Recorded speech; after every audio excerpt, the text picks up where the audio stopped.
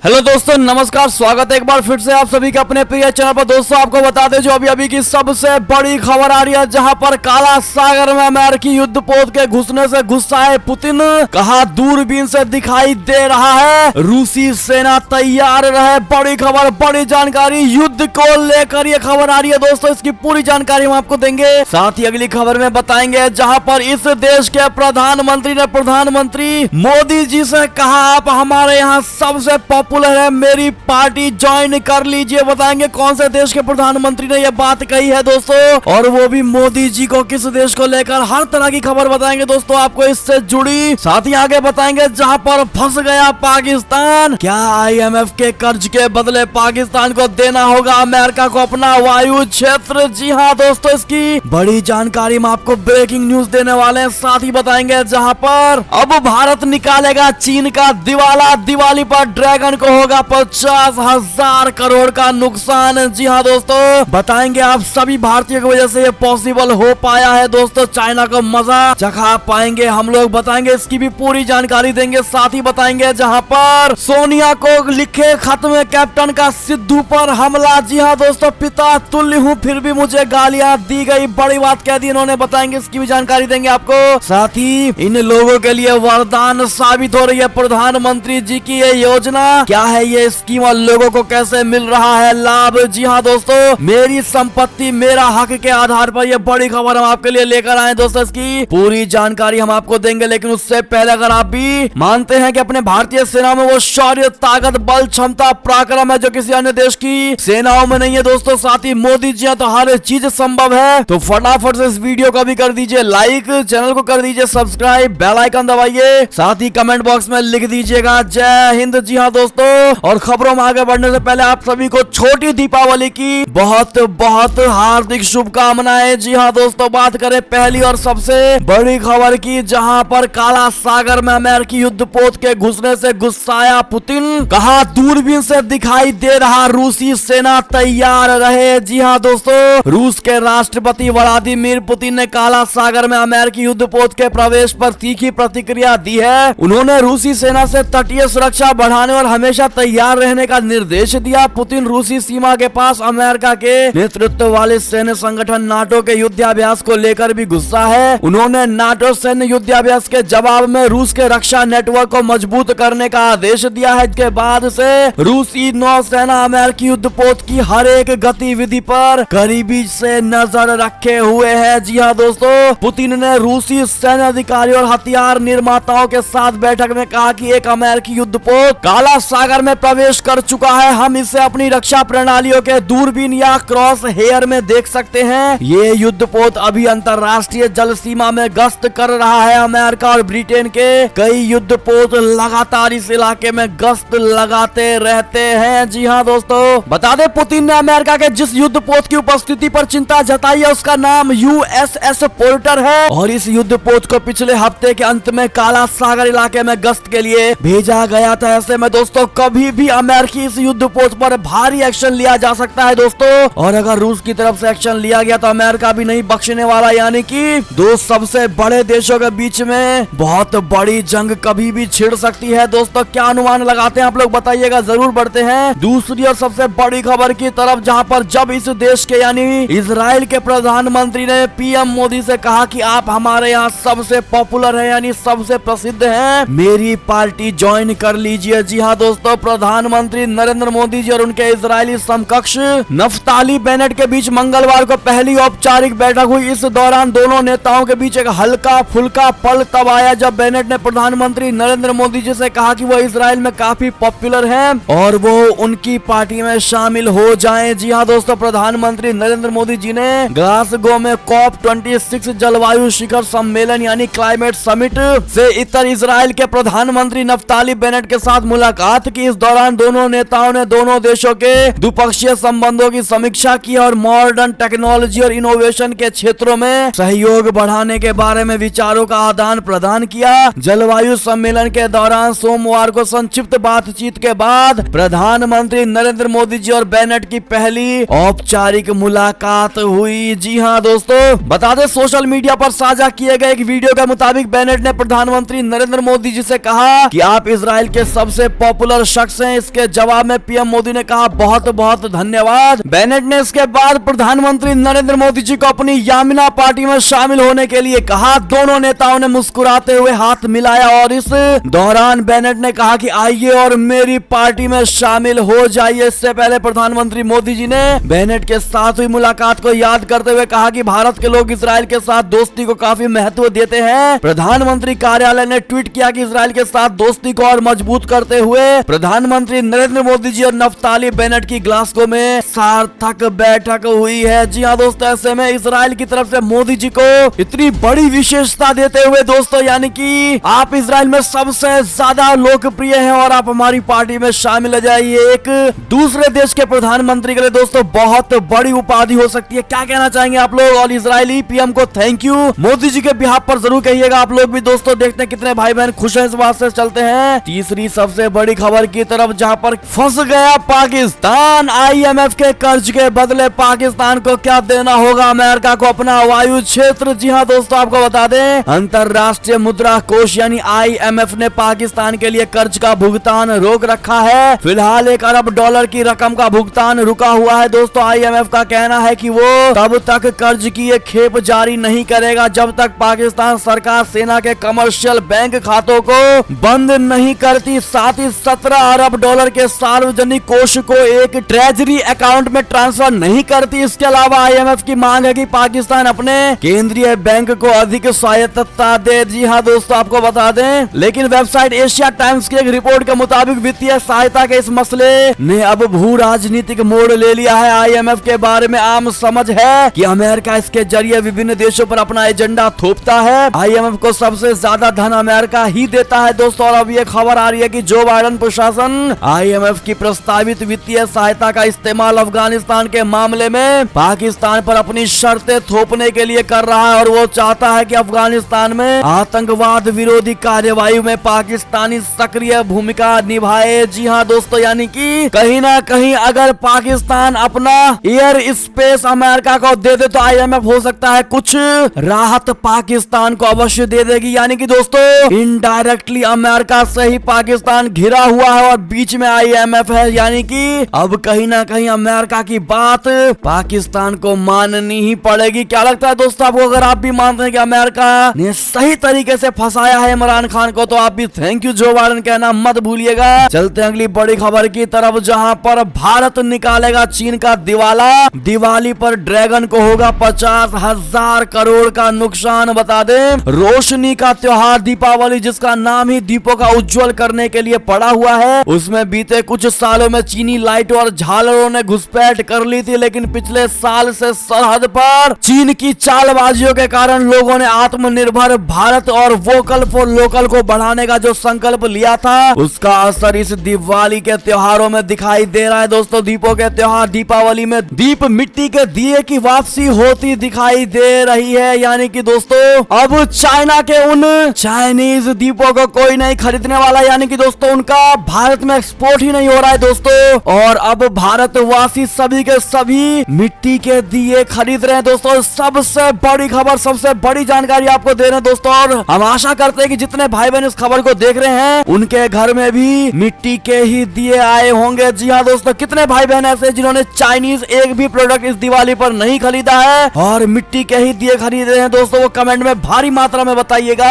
और जिन भाइयों बहनों ने अभी तक वीडियो को लाइक नहीं किया दोस्तों, आपसे रिक्वेस्ट है दिवाली के अवसर पर बोनस के तौर पर एक लाइक सभी दीजिएगा दोस्तों। बढ़ते अगली बड़ी खबर की तरफ, जहां पर खालिस्तान के नाम पर पाकिस्तानियों ने करवाया रेफरेंडम, बुरी तरह फ्लॉप हुआ दोस्तों। 2000 वोट भी नहीं पड़े। आपको बता दे पंजाब को भारत से अलग कर अलग देश बनाने के लिए खालिस्तानियों की ओर से रविवार को लंदन में कराया गया जनमत संग्रह यानी रेफरेंडम बुरी तरह से फ्लॉप साबित हुआ है। जनमत संग्रह में कुल 2000 वोट भी नहीं पड़े और अधिकांश मतदाताओं को पाकिस्तान का समर्थन का प्राप्त था। इस जनमत संग्रह का आयोजन अमेरिका स्थित सिख फॉर जस्टिस यानी SFJ की ओर से किया गया था, जो कि भारत में प्रतिबंधित संगठन है। यानी कि जनमत संग्रह के आधार पर यह फैसला किया जाना था पंजाब को भारत से अलग खालिस्तान बनाया जाए या नहीं। ब्रिटेन पर नजर रखने वाले लोगों के मुताबिक जनमत संग्रह के लिए 2000 से भी कम वोट पड़े और वोटिंग के दौरान शुरुआती घंटों में मात्र मात्र 100 से 150 लोग ही वहाँ पर जमा हुए। यानी कि दोस्तों इससे साफ साबित होता है कि पैसों के दम पर ही खालिस्तानी जमा होते हैं दोस्तों। और जब बात आती है वोटिंग की, पाकिस्तान के मंसूबे यानी पंजाब को भारत से अलग करने की, तब भी दोस्तों पाकिस्तान का मंसूबा पूरे तरीके से फेल हो जाता है। इस पर क्या कमेंट करना चाहते हैं आप लोग बताइएगा जरूर दोस्तों। बढ़ते हैं अगली खबर की तरफ, जहां भारत को प्रतिबंधों से बचाने के लिए अमेरिकी सांसदों ने उठाया है ये बड़ा कदम। दरअसल भारत और रूस के बीच S-400 मिसाइल सिस्टम के सौदे को लेकर अमेरिका काफी आक्रामक रहा है और यह आशंका जताई जा रही थी कि रूस के साथ S-400 मिसाइल का सौदा करने के चलते अमेरिका भारत पर प्रतिबंध भी लगा सकता है। हालांकि कई अमेरिकी सांसद भारत को लगातार समर्थन कर रहे हैं और कुछ समय पहले सामने आया था कि डेमोक्रेटिक और रिपब्लिकन सीनेटर मार्क वार्नर और जॉन कार्नी ने कहा था कि countering America adversaries through sanctions CATAS, जिसके तहत भारत पर प्रस्तावित प्रतिबंधों को लेकर विचार किया जा रहा है, उससे भारत को छूट मिलनी चाहिए। और अब भारत के पक्ष में 3 और अमेरिकी सांसदों ने एक संशोधन पेश किया है। जी हाँ दोस्तों, इस संशोधन का मकसद है कि रूसी हथियार खरीदने वाले क्वाड देशों को थोड़ी रियायत मिले और उन पर प्रतिबंध आसानी से ना लगाया जा सके। गौरतलब है कि क्वाड देशों में भारत, ऑस्ट्रेलिया, जापान और अमेरिका है और अमेरिका ने यह कदम तब उठाया है जब भारत को मॉस्को से S-400 मिसाइल अगले 1 महीने में मिलने की उम्मीद है। आपको बता दें दोस्तों, इसी से जुड़ी जो सबसे बड़ी खबर आ रही है, जहां पर भारत ने साफ तौर पर कह दिया है बेखौफ होते हुए अमेरिका से कि दोस्त अपने रूस से लेते रहेंगे S-400 हथियार, और सिर्फ यही हथियार नहीं, जो हथियार होगा हम रूस से खरीदेंगे। यानी कि दोस्तों अमेरिका का बिल्कुल खौफ नहीं भारत को, और भारत ने साफ तौर पर कह दिया है कि हम अपनी और अपने देश के सुरक्षा के लिए कोई भी कदम उठा सकते हैं। हम किसी पर निर्भर नहीं है, हमारा भारत आत्मनिर्भर है। यानी कि दोस्तों भारत ने साफ कर दिया है कि अमेरिका के साथ रक्षा संबंध भले ही मजबूत हो रहे हैं, लेकिन वो रूस के साथ अपनी दोस्ती को नहीं तोड़ेगा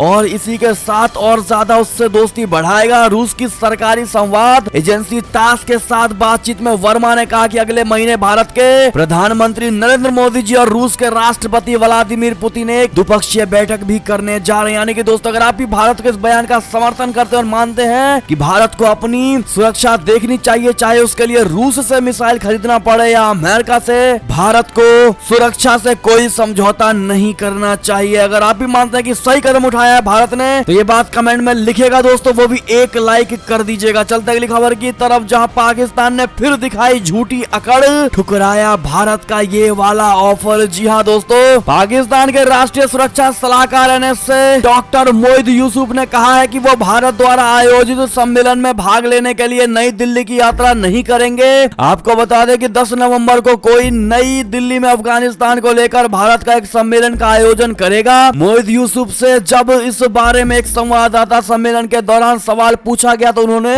भारत पर तंज कसते हुए कहा कि कोई बिगाड़ने वाला शांति दूत की भूमिका नहीं निभा सकता। यानी कि दोस्तों मना तो किया ही, साथ में भारत को बुरा भला भी बोला। यानी कि बिगाड़ने वाला शांति दूत की भूमिका कैसे निभा सकता है, यानी कि भारत बिगाड़ता है और पाकिस्तान शांति दूत है। यानी कि दोस्तों पाकिस्तान सबसे सुधरा और सबसे इनोसेंट कंट्री है। क्या कहना चाहेंगे दोस्तों आप लोग, क्या जवाब देना चाहेंगे पाकिस्तान को इसको लेकर जो भारत को बिगाड़ने वाला बता रहा है। बात करें अगली खबर की, जहां पर तालिबान से नहीं संभल रहा अफगानिस्तान, काबुल में फिर एक बार हुआ बड़ा धमाका जिसमें अब 19 लोगों की हो गई है मौत। अफगानिस्तान की राजधानी काबुल के सरदार मोहम्मद दाऊद खान मिलिट्री हॉस्पिटल में हुए अटैक में अब तक 19 लोगों की मौत हो चुकी है दोस्तों। न्यूज एजेंसी AFP के रिपोर्ट के मुताबिक 50 से अधिक लोग घायल हो गए हैं। बात करें अगली खबर की, जहां पर क्लाइमेट समिट में जिनपिंग को नहीं मिला वीडियो कॉल पर बोलने का मौका, लिखकर सौंपना पड़ गया बयान। जी हाँ दोस्तों, चीन ने जानकारी दी है कि शी जिनपिंग को स्कॉटलैंड में COP26 जलवायु वार्ता के लिए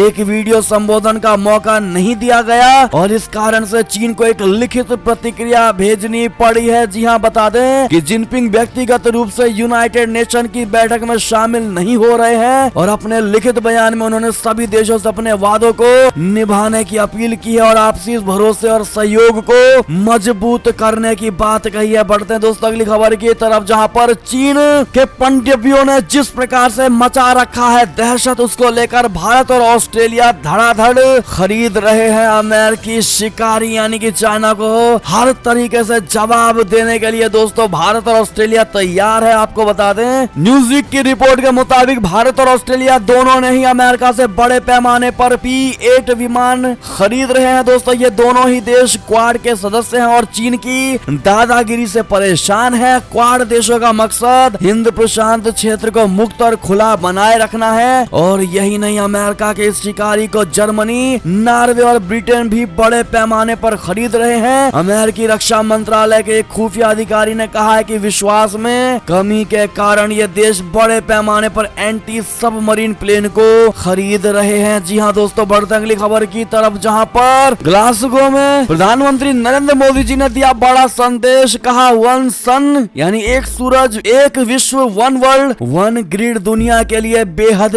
जरूरी है। जी हाँ दोस्तों, प्रधानमंत्री नरेंद्र मोदी जी ने ग्लासगो में अपने संबोधन में कहा कि हमने प्राकृतिक संतुलन को नुकसान पहुंचाया है, तकनीक ने हमें बेहतर अवसर दिया है, लेकिन मानवता को बचाने के लिए हमें सूर्य के साथ चलना होगा। प्रधानमंत्री ने वन सन, वन वर्ल्ड और वन ग्रिड को दुनिया के लिए जरूरी बताया है। यानी कि पीएम मोदी ने कहा कि जीवाश्म ईंधन के उपयोग ने कुछ देशों को समृद्ध तो बनाया, लेकिन इसने पृथ्वी और पर्यावरण को खराब बना दिया है। जीवाश्म ईंधन की रेस ने भी भू राजनीतिक तनाव पैदा कर दिया है। जी हाँ दोस्तों, यानी कि उनका कहना है कि हमें सौर ऊर्जा भी पूरी तरीके से इस्तेमाल करनी चाहिए, जितनी ज्यादा हो सके सौर ऊर्जा का इस्तेमाल स्वच्छ और टिकाऊ भी है, इसीलिए हमें ये ज्यादा चुनना होगा, ना कि फॉसिल फ्यूल यानी जीवाश्म ईंधन से। जी हाँ दोस्तों, बढ़ते अगली बड़ी खबर की तरफ, जहां चीन से तनाव के बीच 7,965 करोड़ के रक्षा प्रोजेक्ट को मिल गई है मंजूरी। आधुनिक तकनीक से लैस होगी अपनी भारतीय सेना। जी हाँ दोस्तों, पूर्वी लद्दाख में चीन से तनाव के बीच रक्षा मंत्रालय ने सेनाओं को आधुनिक तकनीक से लैस करने के लिए मंगलवार को 7,965 करोड़ के प्रस्तावों को मंजूरी दे दी है। रक्षा मंत्रालय की ओर से जिन प्रोजेक्ट को हरी झंडी दी गई है उसमें 12 light utility helicopter, short range हुन mount wings fire control system और डॉर्नियर एयरक्राफ्ट का मिड लाइफ अपग्रेडेड शामिल है। यानी कि दोस्तों अपने भारतीय सेनाओं की और भी ज्यादा ताकत बढ़ेगी। इसके लिए कांग्रेचुलेशन इंडियन आर्मी का नाम मत भूलिएगा। चलते अगली खबर की तरफ, जहां पर आपको बता दे दोस्तों कि कंगाली में आटा गीला, टीएलपी आंदोलन के कारण पाकिस्तान को 35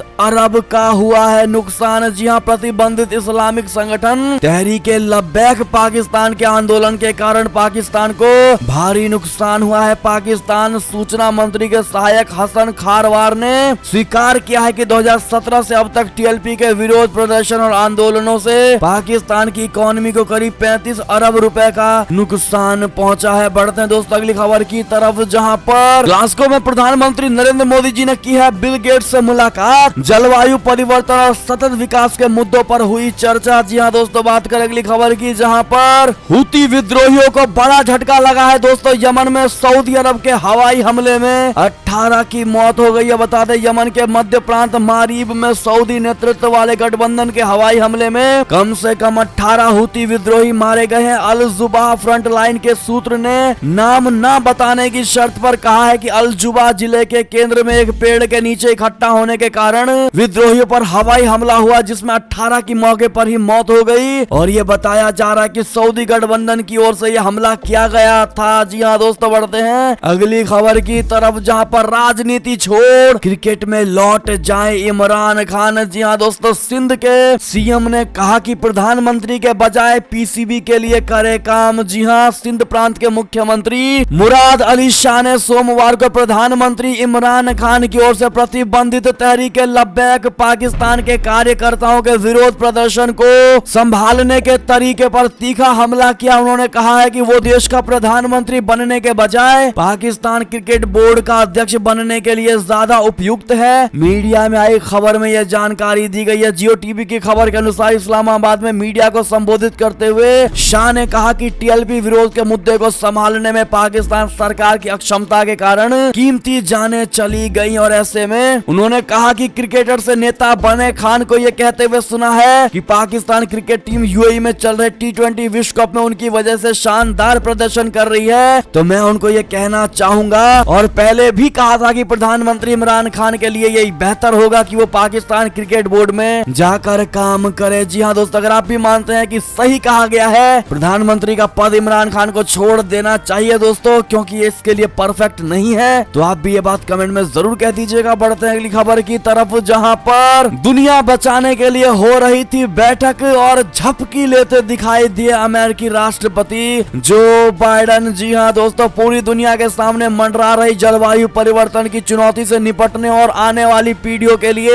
एक स्वच्छ वातावरण तैयार करने के उद्देश्य से स्कॉटलैंड के ग्लासगो में सोमवार को COP26 शिखर सम्मेलन का आयोजन हुआ। और ऐसे में इस गंभीर समस्या पर चल रहे भाषण पर वीडियो क्लिप में अमेरिका के राष्ट्रपति जो बाइडेन कथित तौर पर एक कॉन्फ्रेंस के दौरान झपकी लेते हुए दिखाई दे रहे। अगर आप भी मानते हैं दोस्तों कि यही और इसी प्रकार का सीरियस पना दोस्तों किसी भी कार्य को सफल नहीं होने देता है जो बाइडेन करके दिखा रहे हैं, क्योंकि सीरियस मुद्दे पर भी आंखों को झपक रहे हैं दोस्तों, और बहुत देर तक आंख बंद करके आराम से बैठे हुए हैं, झपकी ले रहे हैं, जो कि उस मुद्दे को उनके लिए इम्पोर्टेंट नहीं बताता है। यही इंडिकेशन देना चाह रहे हैं जो बाइडेन। क्या कहेंगे दोस्तों आप लोग, क्या राय प्रतिक्रिया होगी आपकी इनके इस क्रिया को लेकर दोस्तों, बताइएगा जरूर। बात करें अगली खबर की, जहां पर चीन के खराब माहौल पर याहू का बड़ा फैसला, कंपनी ने देश से समेटा पूरा कारोबार। यानी अमेरिका की टेक्नोलॉजी फर्म याहू इंक ने चीन से अपना कारोबार समेट लिया है। कंपनी ने अपने इस कदम के लिए चीन में बढ़ती कारोबारी व कानूनी चुनौतियों का हवाला दिया है। जी हाँ दोस्तों,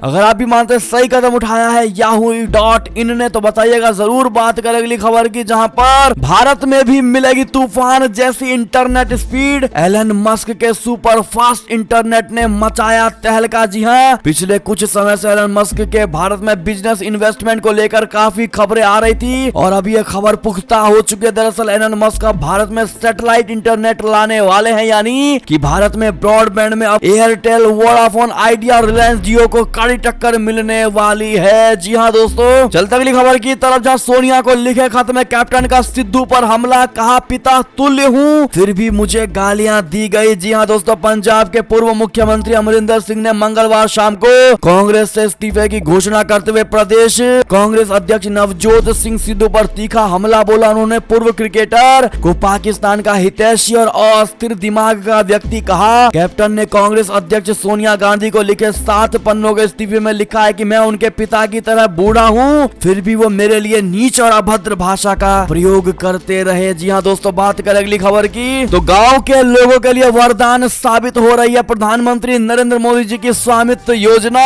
आपको बता दें आखिर इस स्कीम और लोगों को कैसे मिल रहा है इसका लाभ। दरअसल ये योजना उन ग्रामीण को उनकी जमीन का मालिकाना हक दिलाती है दोस्तों, जिनका सरकारी आंकड़ों में कोई रिकॉर्ड पहले से दर्ज नहीं है। दरअसल भारत के अलग अलग राज्यों के ग्रामीण क्षेत्रों में रहने वाले कई लोगों के पास उनकी जमीन के मालिकाना हक से जुड़े कोई जरूरी दस्तावेज नहीं है, और ऐसे में प्रधानमंत्री स्वामित्व योजना उन ग्रामीणों को उनकी जमीन का मालिकाना हक तय कर रही है। इतना ही नहीं, केंद्र सरकार इस योजना के जरिए ग्रामीणों की जमीनों का रिकॉर्ड भी तैयार कर रही है। ऐसे में दोस्तों जो भी भाई बहन इस वीडियो को देख रहे हैं, उनकी गांव में जमीनें हैं दोस्तों, चाहे कहीं भी जमीनें हैं, पुश्तों की जमीनें हैं, लेकिन उनका अभी तक नामांकन नहीं हुआ है, कहीं रजिस्ट्रेशन नहीं है, तो दोस्तों उनके लिए बहुत जरूरी खबर थी। अगर आप इसको डिटेल में जानना चाहते हैं तो कमेंट में मैसेज ड्रॉप जरूर कर दीजिएगा। हम डिटेल में इससे जुड़ी, इस योजना से जुड़ी खबर लेकर अवश्य आएंगे दोस्तों। और ऐसे में ये थी अब तक की सारी बड़ी खबर। आपको हमारी खबरें कैसी लगी दोस्तों? आशा करता हूँ बहुत अच्छी लगी होगी। अगर थोड़ी भी अच्छी लगे तो इस वीडियो को भी अपने भाई बंधुओं में व्हाट्सएप, फेसबुक, ट्विटर के जरिए पूरे भारत में शेयर करना बिल्कुल मत भूलिएगा। और अभी कर दीजिए इस वीडियो को लाइक,